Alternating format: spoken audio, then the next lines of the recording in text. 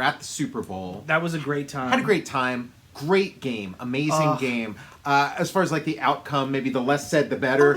But yeah, great game. Like one of the all-time great Super Bowls. Just like a new classic. Yeah, you know, the commercials were funny. Funny commercials.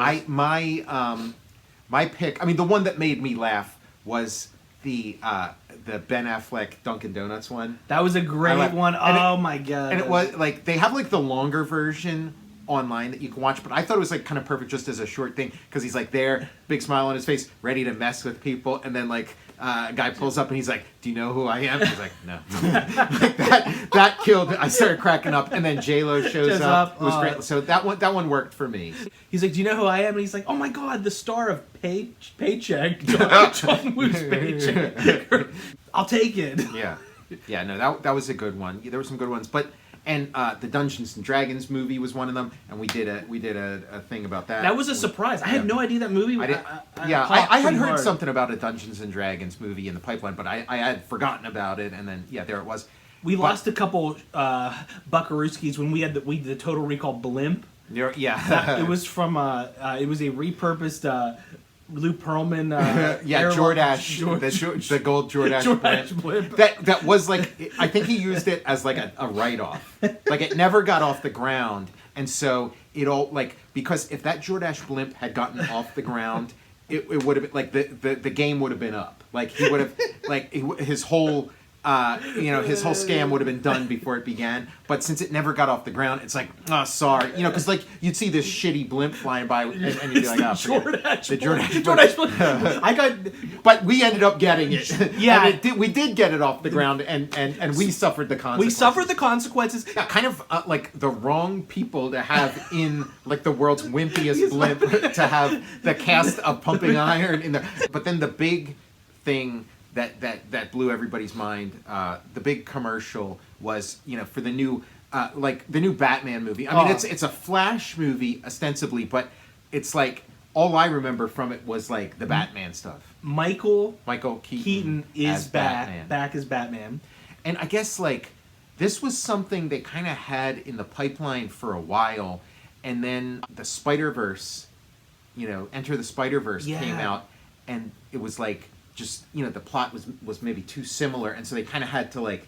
take it out as push it back a little bit because if it had come out too close to that, it would have been like, okay, why are they ripping off Spider-Verse? And was Michael Keaton supposed to make his Batman re-debut in Batgirl? Yeah, Batgirl was possibly going to like set this up. So yeah, like.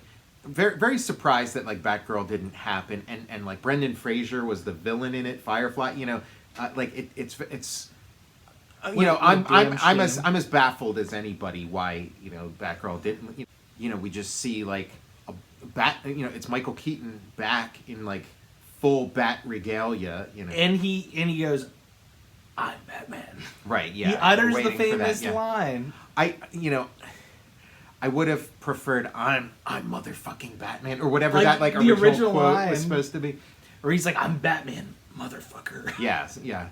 Motherfucker. Al Pacino shows up. The era of like it was so exciting living through that era of those like Tim Burton Batmans, and it was just like it was kind of a new model, like it was a new business model, and so if it had happened, a decade or two later, there'd be like 5 or 6 Michael Keaton Batman movies. But it was kind of like, I don't want to keep doing these, and like, yeah, like, yeah, because like, it seems like a lot of franchises from that era, like you do two or three, and then you're like, I've got to do something else. Yeah. Desperately have to do anything but whatever the franchise is that I'm currently in. I guess maybe like laws have changed since then, where it's like. Or something where it's like, because now it seems like the standard is you sign this like insane contract where you're committed for like the next 30 years of your life to do 40 movies and TV tie-ins and cameos in other people's superhero movies. Yeah, you gotta you end up having a lot on your plate. Batman Beyond, and then like The Dark Knight Returns and stuff. And maybe even like Kingdom Come or something. it's like so baked into the Batman mythology that they're sort of like the old man version of Batman. The aforementioned Ben Affleck, I mean, he wasn't an old man when he did his Batman, but he did seem like more like the mature, like I've been around the block Batman. He wasn't like, you know, the Neil Adams, like young athlete gymnast kind of Batman. He was more like, you know, like a Batman who's pushing 50 or something. Yeah, and so, I mean, you know, like just the idea of like Michael Keaton back as Batman and like maybe the potential for like more, you know, more of that, you know. Wasn't it exciting seeing that the classic like logo too on there? Yeah, the classic logo, the classic look. I mean, there's a lot you could criticize about that era of Batman. You know, the Michael Keaton ones and the Val Kilmer and George Clooney and all that. Like, there's a lot you can criticize, but like there's certain things that they nailed, and that Batman costume was such a masterstroke. The costume, like I love the costume because, like, I mean, I grew up with Batman and it was like the gray with the blue and stuff, and like I always loved that look too. But like it was like, whoa, when I saw that, you know, the black costume, it's like, man, okay, what is this? When I saw Michael Keaton's Batman costume, I was like, wow, it is possible to be a suit like. To be a superhero in real life, like it can happen. The other thing they nailed, I thought, was the Batmobile. Like in 1989, that Batmobile, like I don't think they've topped it. Like again, I have a ton of nostalgia for like the Adam West one, and I love some of the more extreme comic book ones with like a bat face in the front and stuff. But that 1989 one was just so perfect. It was like nothing you've ever seen before. But it completely, like you see it and it's like, that's the Batmobile. Yeah. I love everything about it. I like how like the cockpit like slides forward, I like the front of it. The huge engine on the back. I was like, you need a jet engine to push that thing forward. Yeah. I don't know, it's like James Bond gadgetry in there and stuff. As the Batman series, like as the movie series developed, it was kind of like, oh yeah, Batman's a little one note because he would have like, okay, he'd have like his Batarang with a rope. And then he'd have his grapple gun, you know, with the grappling hook, and he'd have like his little like, you know, smoke grenades or whatever in his belt. But like when we read the Sam Hamm script, like that first draft of like the Sam Hamm script, he had like a full arsenal of things in his utility belt. He had these like little balls that he would roll out that would like to trip people up. I love those. He had like he had this like.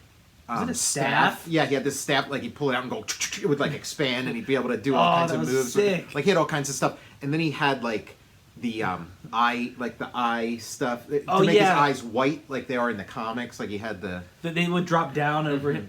Hopefully in this one, as a throwback, they make his cowl so he can't turn his head again. Right, yeah. One of the things in the trailer, because like people have been going over this trailer with like, you know, microscope and stuff, and one of the things is that one of the, like, there's a shot where it's like a bunch of bat suits, you know, and one of them has the bat symbol from like the Adam West era, that kind of, Oh my god. In the posters for Batman Returns, it was like, it was just a purely black and white Batman. So like the bat symbol, it wasn't yellow, it was white. Yeah. And I'd like to see that in a Batman movie. So, okay, yeah, like that. Yeah, it was snowy, like yeah, you'd see posters that were kind of like this. So, yeah, this is the Batman Returns adaptation. Batman Returns, it like, you know, like every one of these Batman movies, when I saw them when I was a kid, I had like a little bit of disappointment. You know, because I had them all like so built up in my head of what they were going to be, and they did always fall like a little short of it, you know. You were a little older when you saw them. Yeah. I think I was in kindergarten. Yeah. And like I was just like, right, exactly, yeah. I'd have a little bit of time right. yet. Yeah, it just for me, because it's like that old criticism of there's not enough Batman in it, and like I like Tim Burton's reply to that, which is there was exactly the right amount of Batman in it. But yeah, it was like you read that Sam Hamm script, and it's like, whoa, there's a ton of Batman and doing a ton of things on horseback, all kinds of stuff. Yeah. Great 80s. That was a great time reading that too. We'll have to do that again, because that was like one of our first episodes, maybe our first episode, and so it would be nice to kind of revisit that Hell yeah. again with our our chops that we have now. We're a little more road tested. It had a great '80s trope of that was popping up in a lot of stuff. The Statue of Liberty under construction. Yeah, that the Sam Hamm script. It had a ton of Batman. It also had a ton of Bruce Wayne. Like there was a lot more Bruce Wayne stuff going on too. It would have been like a 4-hour movie, I think. At a time when people weren't really doing that. I like to in the era we're in now with all these like super long movies. Back when a movie was like 2 hours, they're like I was reading something where they were criticizing like I think it might have been Wyatt Earp, but it was like a 2.5 hour movie, and they're like, "That's why it bombed. Nobody's sitting through 2.5 hours of this." They're like. I'm like, geez, times have changed. That scene in Batman Returns where, so these superhero movies back then, I never wanted anything spoiled for them because you really only had a handful of really cool moments in them. It was like a different era, and so I didn't want any of them spoiled. And one of them is my mind exploded when I saw that sequence where like the bat signal goes up, and then he's got this receptor for it that like bounces it like right into like I loved that. And again, it was kind of like it's this really cool sequence, but it's like it wasn't until we read, because we also read the script for Batman Returns. Oh yeah, the Sam Hamm Batman Returns script, which ended up being vastly changed for this, because I just thought like what's Bruce Wayne doing? He's just hanging out, twiddling his thumbs, and then waiting for this light to shine through.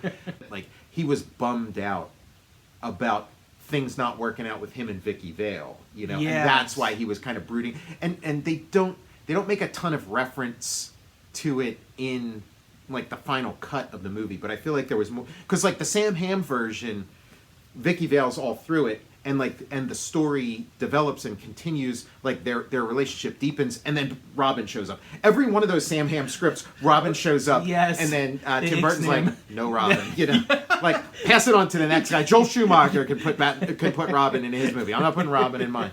Yeah, you're right. He gets kicked. The can gets kicked down the road. Batman '89. It's a classic and all that. It was lean. It was a pretty lean movie, and I would have liked a little more fat on it, and like. The introduction of Robin in there in that Sam Hamm script, I feel like would have been just the right. That would have been so great. Perfect. I loved the introduction there, and I'm disappointed we didn't get a Tim Burton Robin. I am too. I think he could have done something really cool with Robin. I mean, I guess he knows best. He knows best that it's like I wasn't going to be able to make Robin work in this, so he. But I feel like Maybe if like Tim Burton did a Batman movie now, because he's like a very different filmmaker, much more seasoned, and I think and that sort of like wacky tone that he has also, in addition to the darkness, I think like that's become very well developed for him, and I think like he could make a very compelling Robin. It's supposed to be a third Burton movie that they like, I don't know what happened, but he was supposed to have the Scarecrow as the villain. Okay, yeah, because like they made it seem as though like, oh, Tim Burton's too cool for this. He doesn't want to do this anymore, so we'll keep him on as like one of the producers or whatever. But yeah, he did, like he was game to do it all over again, and they were like, nah, I think Jeff Goldblum was supposed to play the Scarecrow. How great would that be? It was like he was either going to play Howard Stern in the Howard Stern movie or the Scarecrow, and then Howard Stern ended up playing himself in the Howard Stern movie. So I was like, oh shit! And then the Scarecrow fell through. I was like, oh fuck. I love these Batman movies when I was a kid, but had some reservations. I love them unconditionally now. But like, man, like just even back then it was like keep the Tim Burton run going, I got to see this in the theater, Batman Returns. I didn't see Batman '89 in the theater. Oh, that's a shame. Yeah, I saw both of them, and like it was like an event. It was like a a Grateful Dead show or something. Batman '89, because they were like, I mean, this is Philly, so I don't know. Maybe it was different in Pittsburgh, but they were like bootleg Batman T-shirt vendors, like all outside of the theater. Like it was a whole thing. That's awesome. Like I got to see it. I mean, I got the build up. I had the Batman you were there cards, for the build up. Yeah, and everything. How did you not see it in the theater? You were 3 or something when it came out, or I was in kindergarten. kindergarten. Okay. I ended up seeing it on VHS. Now, did your mom take your cousins to see it? I don't remember her talking about taking our cousins. It was such an event, and it seemed like everybody was like in on it. So the fact that you didn't, although like my parents didn't take me to see it either. Like I saw it myself, like in an afternoon showing. I did go to see, like the same summer I saw Indiana Jones and the Last Crusade with my dad, and that's where I bought, because like the bootleg T-shirt vendors were outside, just that time too, because like Batman was running, and like we saw Indiana Jones, so I bought my Joker T-shirt when me and my dad went to see Indiana Jones and the Last Crusade. That's awesome. Yeah, like it was like a shitty Joker T-shirt too. Like it was so bootleg. It was like we were talking about with There's Always a Joker in the Pack with Fred Trevelino as the Joker. Like the colors were all off. It was like the Joker's not primaries. He's got to be secondaries, and he was all primaries. Like, yeah, I would have been for '89. I would have been in kindergarten, and like, I didn't start really like hitting the theaters until like first grade, kind of like. I did see a few movies when I was like in kindergarten, but like I didn't see Last Crusade in the theater, and I didn't see Batman, but I ended up seeing Batman Returns when it came out. Now when after I saw Batman and was like, okay, there's only a limited number of like really cool Bat moments in these Batman movies, so I don't want anything spoiled for Batman Returns. So that was like the beginning of my thing of like not wanting spoilers. So like, leading up to the first Batman, I got the comic book adaptation, all that stuff, but I didn't do any of that for Batman Returns, and I didn't want to watch any of the commercials, anything like that. And then like we're gearing up to see the movie, and then my friend's like, oh, how about that scene where all the stuff flies off the Batmobile, and then it's just this skinny thing that goes between. I'm like, no, why did you stole that from me? You took that from me. You owe me. But I mean, but when that scene came up, I was kind of like, okay, it's coming. But it was still fun. It was still cool to see. You're like, payback's gonna be a bitch. You spoiled it where the thing came up. Oh yeah, because there were only like 4 or 5 like really cool moments like that, and that was one of them. So that was gone. Gone forever. I was getting, during the Batman era, all the cards, all the toys, and everything. So I read the novelization, of the first one. Got some my old Batman comics. This is your Batman collection. Yeah, I should have brought some of my stuff too. I have this is like a good era. So this is '88. Yeah, like I started collecting comics in a big way like in '87. So like I have a bunch of these too. This would be the era I'm reading Batman. Oh, you got this great Todd McFarlane cover. Who does the interiors? Yeah, Jim Starlin writing, Dave Cockrum pencils. Yeah, Jim Starlin was like, I've become like a huge Jim Starlin fan since then. Like Jim Starlin is kind of known for like cosmic comics, like kind of comics, similar to the sort of comics I make, but I didn't know him for that. I knew him as like the Batman guy. Like that's how he was because he was like Death of the Family. I think like I started like buying Batman comics maybe around the time of like Death of the Family, and we got Jim Aparo, who drew Death in the Family. Got another Starlin Aparo one. Yeah, this is all good stuff. Didn't have too many of them. Yeah, would get them at like the Yeah, you'd get them at like what 7-Eleven or something. Yeah, Starlin Aparo, and so Starlin was writing the Jason Todd era, and then leading up to like Death in the Family, the death of Jason Todd, and he Starlin talks about it like it sounds like he was kind of railroaded, because then like it was editorial were the ones that came up with the idea of like the 1-900 number to kill off Robin and stuff, but when the backlash came in, it was like directed towards Starlin, and editorial kind of like hung him up to dry, and kind of like they cut him loose to sort of appease the angry fans, and when it wasn't, it was never his idea to begin with. It was kind of like a raw deal.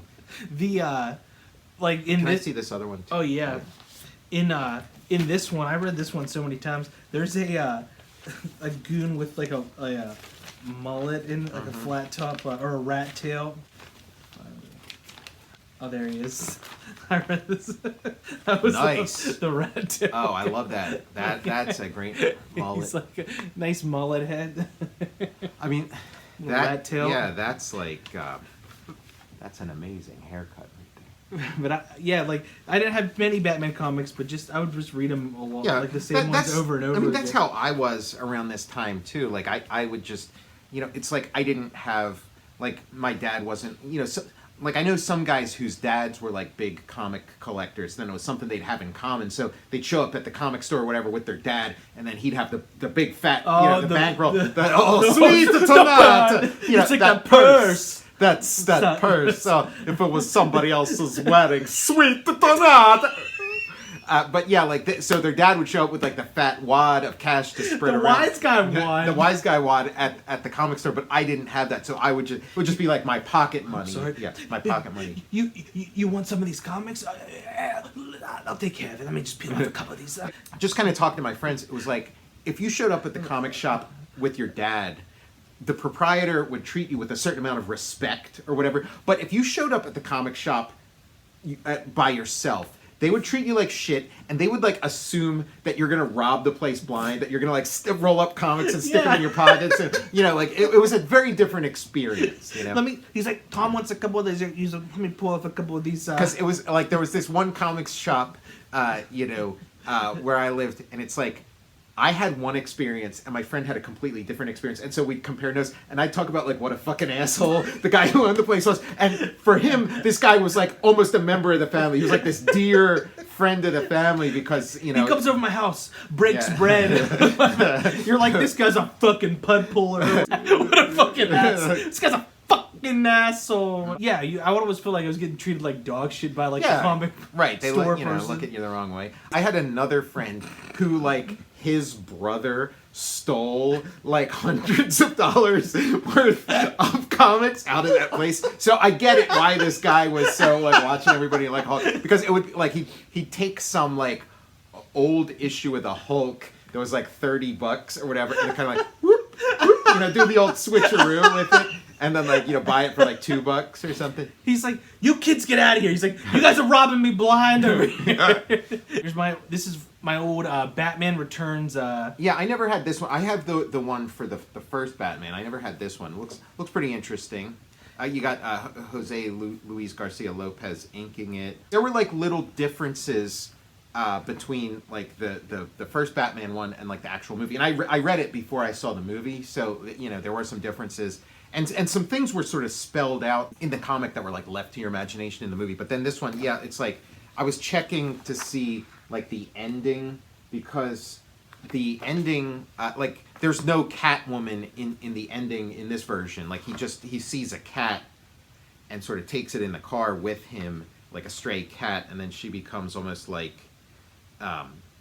like he sees this wasn't in the movie. Like he sees a silhouette that he thinks is the Catwoman, and then he gets out, and then he sees that it's an actual cat, and he takes the cat. So it's kind of like this like spiritual ending that like, almost like this cat's like maybe like a reincarnated version of Catwoman or whatever. And then he drives away, and you get the big shot of Gotham City. And like then in the movie, originally it was just going to be like the big shot of Gotham City, and then the bat signal. And then at the last minute, they were like, let's stick Catwoman in there. So then they got like one of the stunt people to like put on the Catwoman outfit, and it wasn't even Michelle Pfeiffer, and it's like shot from the back just to kind of set it, because I guess they came up with the thought of like maybe we'll do a Catwoman solo movie. So we got to set that up, which again didn't come out till with years later. Halle Berry. Yeah. And the Catwoman does a little shimmy. With right. The Catwoman shimmy. She's like, yeah, the dance craze to add to the bat dance. It like pans down. She has like a washboard. She's like scrubbing. She's grating mozzarella. Like we're watching it in the theater in '92, and it pans down. I'm like, damn, that looks delicious. So what's this other thing then? Oh, so this is this is from June 12th, 1992. Oh. It's the leisure section of, I believe, the Tribune Review. It's a Batman Returns feature And it has also an inside... I was going to say, does the Tribune Review still exist? I think so. It does. Okay, check out this spread. Pittsburgh goes batty. Pittsburgh goes batty for Batman. I mean, it's better than Bang Pow, Batman's back. When Michael Keaton comes home, he doesn't come empty-handed. Keaton, who grew up in Robinson Township, is returning to Pittsburgh on Thursday for the premiere of Batman Returns in the Fulton Theater. Did you spy Michael Keaton here for the premiere? No, I didn't get to see him. That sounds like a good time, though. Keaton will attend the premiere. 'Cause in case you don't know, we're filming this show in Pittsburgh. And Michael Keaton, famous Pittsburgher, hometown hero. Friend of the show. Yeah, we like, you hear him talk, we can detect the hint of the accent, the Pittsburgh accent, that he's working very, very hard to suppress. But we hear it. Because our ears are tuned to. Keaton will attend the premiere as well as a dessert reception at Heinz Hall following the screening. Proceeds from the evening will go to the Parental Stress Center Incorporated of Pittsburgh, a private nonprofit social service agency. How anxious is Pittsburgh to see the newest Batman movie and its star? Tickets to the event, ranging from $25 to $75 per person, sold out in 2 days. Whoa! Yeah, that's like nothing. Yeah, that's nothing. We should have been there. But these are $1992, so maybe a little maybe it's a different inflation. story. Of his return to the character of Batman, Keaton has said, "In the first movie, I felt we took a new look at this character. So in Batman Returns, we're a little more comfortable in taking this foundation and then exploring it a little deeper." I needed some more cheddar. The Penguin. Yeah, the Pittsburgh Penguin. Did the Pittsburgh Penguins start doing a tie-in with it? Like, the movie The Mighty Ducks came out, the Anaheim Ducks, like, popped up. So the Pittsburgh scraps their classic penguin, and they do the Pittsburgh Penguins. It's a Danny DeVito. It's their, like, as the penguin is their mascot. For this episode, we should have cooked up some Vichy Schwas. Yeah, that was my introduction to, like, oh yeah, cold soup, Same here. I was like, holy shit. And then, I mean, I probably only had vichyssoise like once or twice, but I've had gazpacho a bunch more times. And again, even though it's not gazpacho that he's eating, just the idea of like a cold soup, when I'd have gazpacho, I'd be like, oh yeah, this is like what Batman's into. You know what? I'm going to cook up some vichyssoise. Batman Returns is not a sequel to Batman, director Tim Burton said. It doesn't pick up where the first movie left off. The sets for Gotham City are completely new. There are lots of new elements in the visuals and storyline that haven't been seen before. Even Batman's costume has been revised. I loved the new Gotham City. The Gotham City that they put in Batman Returns. I loved it. And yeah, the big complaint was like, oh, everything's so dark. But like, Michael Keaton was born Michael Douglas, September 9th, 1951, the youngest of 7 children. Michael Douglas is his father. Like, the real Yeah, right. He's like... Stories of his childhood, apocryphal or not, have him entertaining his family with Elvis impersonations at the age of 5. I believe that. Like, what kid didn't do Elvis impersonations at age 5? I did. Me too. Growing up, Keaton was an adventurous child. Okay, now that's the introductory sentence. Now listen to what comes next. He spit in his sister's mouths as a famous torture. Parachute jumped on his brother's dare. Ran over a friend who was miraculously unhurt with a car, and stole wood from construction sites. Now, this is a puff piece. This is some damning information. I was going to say, this should have been like a softball scenario, and they're hanging him out to dry. Yeah, they're taking him over the barrel out behind Pap's woodshed with this. Like... You know what? I think I did see... I saw Keaton, like, a few years ago stealing wood from construction. He pulls up in his, like, limo, gets out, and he, like, fills the trunk with 2x4s. He's like, old habits die hard. He's still stealing from construction. This is a famous... That's how they made the sets... for Batman was with stolen wood that Michael Keaton brought in. He's like, you telling me, Tim, that if I could lower the budget for sets, that I'll get more in my paycheck? I've heard this anecdote before, but working on the Mr. Rogers show, that Keaton was in charge of picture, and And as Fred opened the slot, we heard this voice say, "I'm ready for your confession, my son." There was always fun when Michael was on the set. Keaton stuff. He performed a stand-up comedy routine at the Comedy Store and in Las Vegas and did some improvisational work before cracking TV with roles in Maude, Oh, yeah. The Tony Randall Show, The Mary Tyler Moore Variety Show, and Working Stiffs. So, yeah. We got Night Shift, which we have to do an episode about. Yeah. Johnny Dangerously, Gung Ho. I think those have both been mentioned on the show. Clean and Sober, that was, the dramatic Michael Keaton. He returns to Pittsburgh fairly frequently. Most recently, he cheered on the Pittsburgh Penguins as they won their second Stanley Cup championship.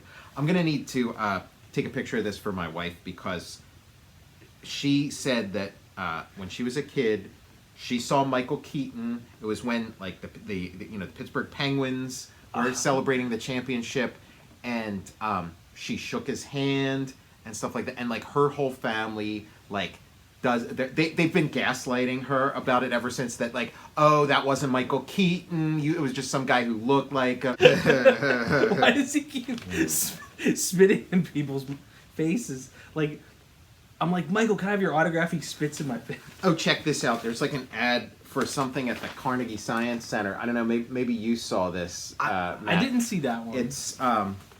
Superheroes, a high-tech adventure. This week, put yourself in their shoes, tights, capes, and masks. Slip into our new exhibit, Superheroes, a high-tech adventure.